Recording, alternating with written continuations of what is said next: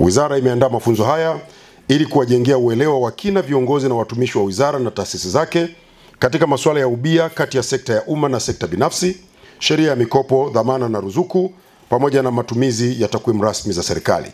Lengo likiwa ni kuongeza ufanisi katika utekelezaji wa majukumu ya wizara na utekelezaji wa Dira ya Taifa ya Maendeleo ya 2050 sambamba na maono ya Mheshimiwa Dr. Samia Suluhu Hassan, Rais wa Jamhuri ya Muungano wa Tanzania, ambaye amekuwa akisisitiza ushiriki wa sekta binafsi ili kufikia malengo ya dira hiyo.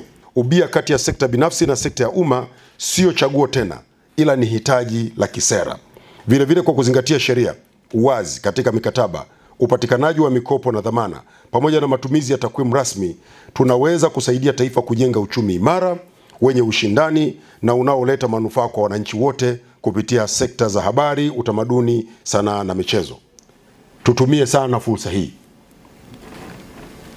Kupitia sekta ya michezo, nchi yetu ina upungufu mkubwa wa miundombinu ya michezo.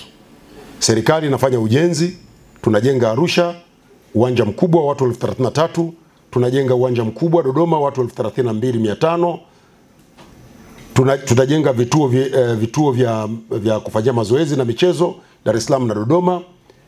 Tutajenga viwanja vya mazoezi vitano Dar es Salaam, Dodoma, Arusha. Lakini pia tunajiandaa kwenda kwenye programu kubwa ya ujenzi wa vituo vya michezo na burudani nchi nzima. Ni vituo ambavyo sekta zetu zote tunazozisimamia zitavitumia. Katika hatua hiyo tunahitaji sana ushiriki wa sekta binafsi, kwa sababu serikali peke yake haiwezi kufanya kazi ya kuwekeza kwenye miundombinu yote ya michezo. Na duniani kote tunakopita, miundombinu ya michezo na burudani ni kazi inayofanywa na sekta binafsi kwa ushirikiano na serikali. Kwa naomba kuchukua nafasi hii kutoa wito kwa wadau wetu mbalimbali, sekta binafsi, wawekezaji kutoka ndani na nje ya nchi, tujitokeze kushirikiana na serikali katika uwekezaji kwenye sekta ya michezo na burudani. Tujitokeze kwa wingi, kwa sababu ni maeneo ambayo kwanza yana biashara. Najua Watanzania wengi hawajazoea haya maeneo, hizi fursa zilizopo kwenye maeneo haya.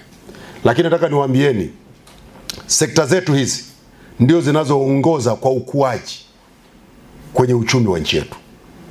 Taarifa za mwisho DPP nadhani tunakuwa kwa 17.1. Tulishafika mpaka 19. Kwa hiyo ni sekta ambayo inaongoza. Tunawazidi mpaka hao wakubwa mnaowajua wengi. Sisi tunawazidi.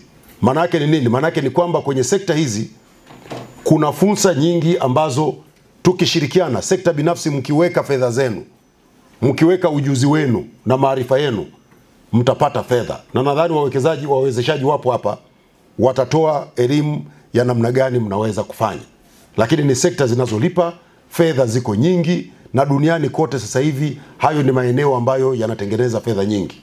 Iko miji mikubwa duniani leo haitegemei kilimo wala madini wala viwanda wala nini. Ukienda Makao kuna kilimo, kuna viwanda, kuna nini. Pale lile ni jiji la burudani. Ukienda Los Angeles ni maeneo ambayo yamejikita kwenye burudani. New York wanapata fedha nyingi kwenye burudani na michezo. Kwa hiyo ni maeneo ambayo bado hayajatumika ipasavyo na yana fursa nyingi, na ningependa wadau mbalimbali mjitokeze kushirikiana na serikali tuweze kutumia fursa hizo.